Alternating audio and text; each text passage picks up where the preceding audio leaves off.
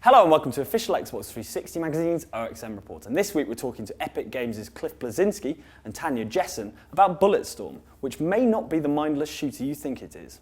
When we were building Bulletstorm with People Can Fly, we found that when gamers play a first-person shooter, they see enemies and they're like, oh, yeah, I have to deal with these guys and take cover and pop up and pop them and kill them as quickly and as efficiently as possible so I can move to the next area. And the way that Bulletstorm ultimately wound up being designed is it's a game where you really want to take your time. You see a bunch of enemies and you're like, ooh, this is a farm that I can harvest for points.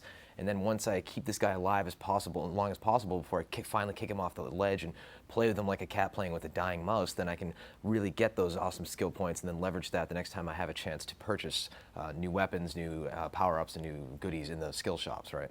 If you see a screenshot or you see a movie, it is not at all the whole story in any way, shape, or form because it's very sandboxy. You can come into every single combat situation and play it 50 different ways if you like. And not only that, but you're going to get different amounts of skill points, you're going to have different types of encounters. And so someone who doesn't want to do that stuff should still have a great time, but someone who does want to be a little bit more creative and like think outside the box is going to definitely be able to min-max, you know what I mean, like figure out the best ways to go about encountering a situation just like they might in a role-playing game or something. Well, the beauty of the skill shot system that we have is that it's actually relatively easy to add in new skill shots. So I will do some new creative thing, Tanya will, Adrian, everybody PCF does, and all of a sudden, suddenly you're like, oh wait, this could be a new skill shot, let's do that. It's like today we had it so if you shoot somebody in the butt with the cannonball from the cannon launcher, like it doesn't do anything, it just says, you know, rear entry or something like that. It's like we could do something better like butt ball or some crazy things like that.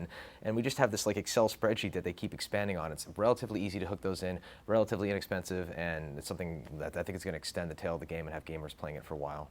So we have a new mode that we've unveiled called Echo Mode, and what it does is it takes snippets from the campaign and allows you to play through them with a certain weapon selection to see who can get the highest score, which is then very obviously and very clearly marked against your friends on a leaderboard. You can then pop over, of course, to the global leaderboard and have this great element where you're competing for a high score in these sections. You can get a time bonus at the end of it as well, and it allows for a great amount of picking the game up and kind of reminiscing and echoing about the previous sections of the campaign without having to worry about, you know, where you were in the story at that point.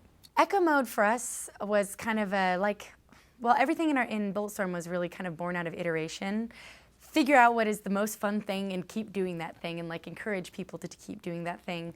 And so Echo mode was exactly this, where we saw people really wanted to know like how many skill points they were getting when they were beating certain sections of the game.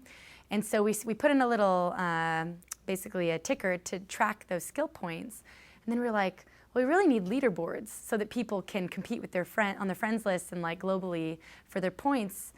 And then it just became, because it became so popular internally, we decided that we should just turn this into a standalone mode.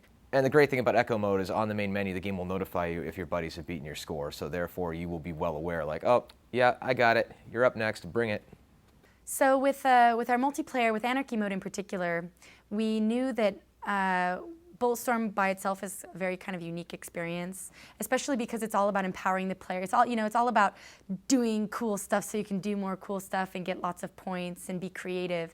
And this is a little bit, you know, it's a little bit counter to the traditional multiplayer model. So we knew that we would, you know, we explored those paths, but we also knew that we had to do something kind of totally different. So whenever you're building a shooter, you always go through your kind of checklist, you know, as far as versus multiplayer, co-op modes, a horde mode and things like that. What do you want to actually do with the game?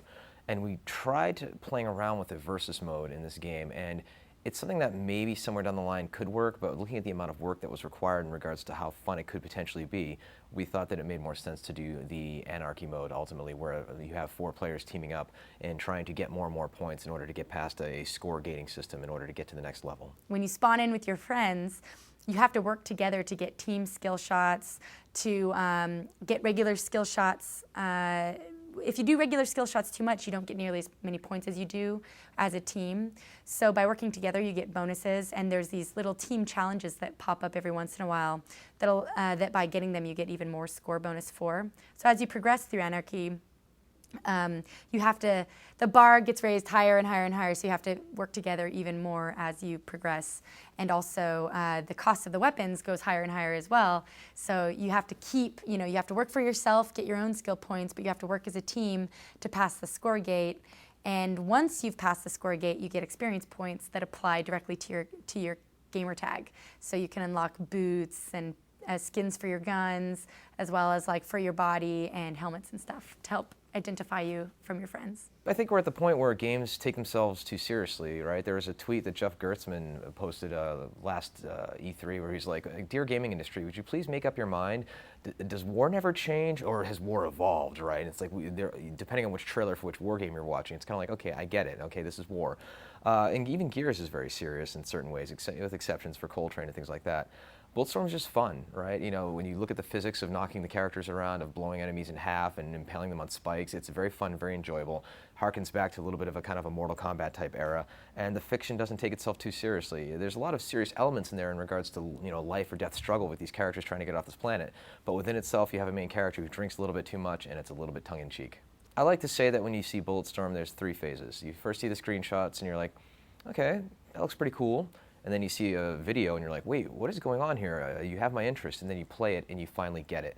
That's one of those things we want players to get hands-on with it, play the game when it comes out, and then tell your friends about it, because I think people are going to find it some of the best tangible fun, hands down, from the feeling of shooting down the barrel to having a charged shot in the shoe and getting ready to blow somebody away with that, to just the sheer velocity of the explosions. It's just good, dirty fun.